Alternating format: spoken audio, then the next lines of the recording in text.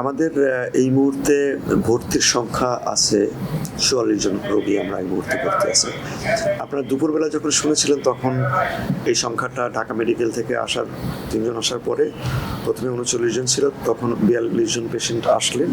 এরপরে সন্ধ্যার দিকে সিএমএইচ থেকে আমাদের এখানে ২ জন পেশেন্ট এসেছে। সর্বশেষ মিলে আমাদের এই মুহূর্তে রোগীর সংখ্যা, ভর্তিকৃত রোগীর সংখ্যা ৪৪ জন। আর নিহতের সংখ্যা, যে রোগীগুলো এক্সপায়ার করেছে সেটা আপনারা যেটা জানেন, দুপুরবেলা যে সংখ্যাটা ছিল ১০ জন, এখন পর্যন্ত ১০ জন আমাদের সর্বশেষ মৃতের সংখ্যা আছে। রাইট, আমাদের আইসিইউতে এখন এই মুহূর্তে আগে ৬ জন ছিল, পরে আবার আমরা সিএমএস থেকে আসার পরে এই মুহূর্তে আমাদের ৮ জন রোগী আইসিইউতে আছে। এদের মধ্যে ভেন্টিলেশনে দেওয়া আছে ৪ জন। রাতে হয়তো যদি অন্য কিছু প্রয়োজন হয় ভেন্টিলেশনের, এই সংখ্যাটা অনেক সময় বেড়ে যায়। তো এই মুহূর্তে ভেন্টিলেশনের সংখ্যা আছে ৪ জন।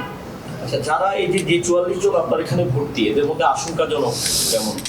এদের মধ্যে আমরা ক্রিটিক্যাল পেশেন্ট যেগুলো আমরা বলছি, যে পেশেন্টগুলো, এদের মধ্যে প্রায় ১৫ জনের মতো আমাদেরকে একেবারে এক্সট্রা কেয়ারের মধ্যে আমাদেরকে রাখতে হয়েছে। বাকি যে পেশেন্টগুলো আছে এদের মধ্যে সেমি ক্রিটিক্যাল আরও বেশ কিছু আছে।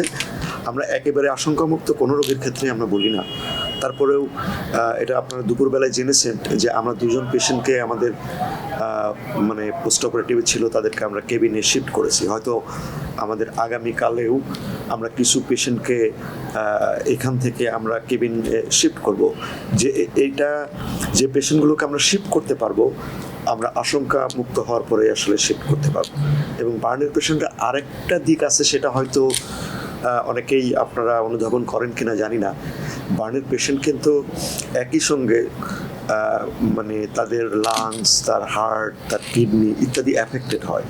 এখন কোনটা কতটুকু অ্যাফেক্টেড হচ্ছে সেটা কিন্তু উইথ দি টাইম আরও এভিডেন্ট হয়। অর্থাৎ আমরা আজকে যদি হিসাব করি, গতকাল আমাদের ডে 0 ছিল, আজকে ডে 1। আমাদের এই পেশেন্টগুলো কিন্তু পর্যায়ক্রমে আমাদের যে ইভ্যালুয়েশন হবে, এই ইভ্যালুয়েশনের সাথে সাথে কিন্তু পরিস্থিতি চেঞ্জ হবে। অনেক সময় আপনারা পার্সেন্টেজ নিয়ে কথা বলেন, সেই পার্সেন্টেজগুলো কিন্তু সবসময় রিফ্লেক্ট করে না একটা পেশেন্টের টোটাল কন্ডিশন কতটা খারাপ তার উপরে।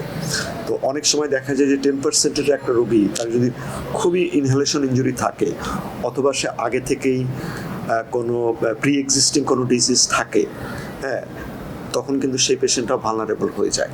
তো এই সংখ্যাটা এখন পর্যন্ত আমরা যেটা বলছি সেটা এর মানে পরিবর্তন হচ্ছে নানা সময়।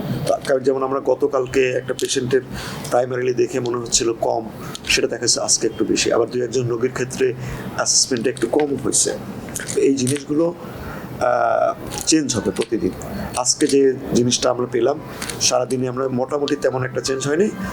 আমরা আবার কালকে সকালবেলা এগুলো সব নতুন করে অ্যাসেসমেন্ট করব। কালকে হয়তো আবার নতুন কিছু কথা বলতে পারি আপনাদের সঙ্গে।